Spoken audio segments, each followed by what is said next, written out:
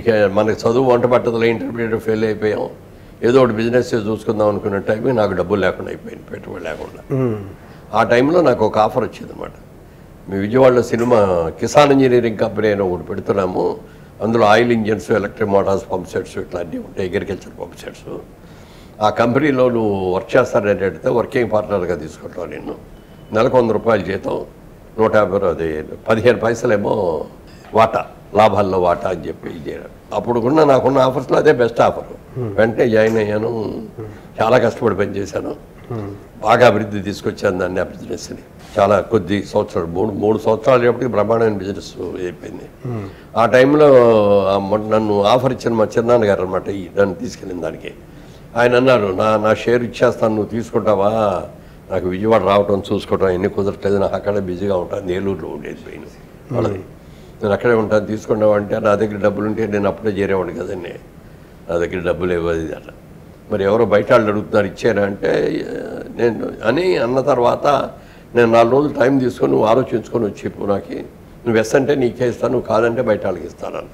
ఇంటికి వెళ్ళిన తర్వాత కూర్చొని అదే ఆలోచిస్తూ కూర్చొని మా ఆవిడ అన్నది, ఏంటి అలా కూర్చున్నారు డల్గా, ఏంటి అంటే ఏం లేదన్న.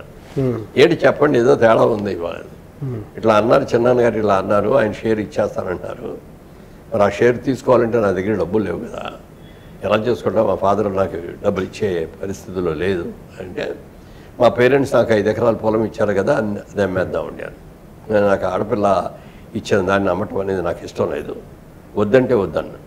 కాదని చెప్పి నన్ను కన్విన్స్ చేసి వాళ్ళ పేరెంట్స్తో చెప్తే, వాళ్ళు అంతకంటే కావాల్సింది ఏమమ్మా, బుద్ధిమంతుడు అబ్బాయి కష్టపడి పని చేస్తాడు, బిజినెస్ కూడా బాగుంది, దాంట్లో పెట్టుబడికే కదా అని వెంటనే దాన్ని అమ్మేసి డబ్బులు ఇచ్చారు. అలాగా మీ ప్రస్తుతం 50% షేర్ హోల్డర్ అదే కంపెనీలో. అక్కడి నుంచి ఒక 7-8 ఏళ్ళు దేదీప్యమానంగా వెలిగింది, చాలా బాగా బిజినెస్ జరిగింది.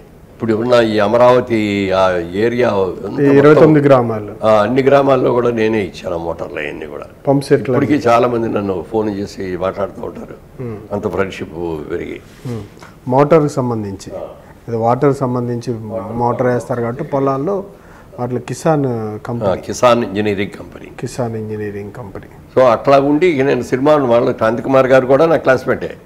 క్రాంతికుమార్ గారు, సో విజేంద్ర ప్రసాద్ గారు, రాజమౌళి గారు ఫాదర్ విజేంద్ర ప్రసాద్ గారు, కృష్ణ గారు, మేమందరం ఒకే క్లాస్. కాబట్టి ఒకటిది ఒక సెక్షన్. కృష్ణ గారు నేను ఒక సెక్షన్, బి సెక్షన్. ఏ సెక్షన్లోనే కొంత ముఖర్జీ గారు అని ఇంకోళ్ళు కొంతమంది ఉండేవారు. సి సెక్షన్లోకి వచ్చేటప్పటికేమో క్రాంతికుమార్ గారు, విజేంద్ర ప్రసాద్ గారు వాళ్ళు ఉండేవారు. అందరం ఫ్రెండ్స్మే. ఏ college? Eluru C R Reddy college. అలా బిజినెస్. కృష్ణ గారు గుంటూరు దగ్గర బురిపాలెం. మీరు వాళ్ళ ఫాదర్ వాళ్ళది అక్కడ తోటలు ఉండేవి, వాళ్ళు అక్కడ తోటల్లో ఉండేవారు. ఏలూరులో సీటు వస్తుంది, ఏలూరు కాలేజీ కూడా బాగుందని ఏలూరు కాలేజీలో జాయిన్ అయ్యారు. అందుకని అట్లా ఫ్రెండ్షిప్ అనమాట. నాటకాలు ఎప్పుడు వేశారు అంటే, ఇక బిజినెస్ చేయడానికి డబ్బులు లేవు, డిగ్రీ ఉద్యోగం చేద్దామంటే డిగ్రీ లేదు, ఏం చేద్దాం అనుకుంటా టైంలో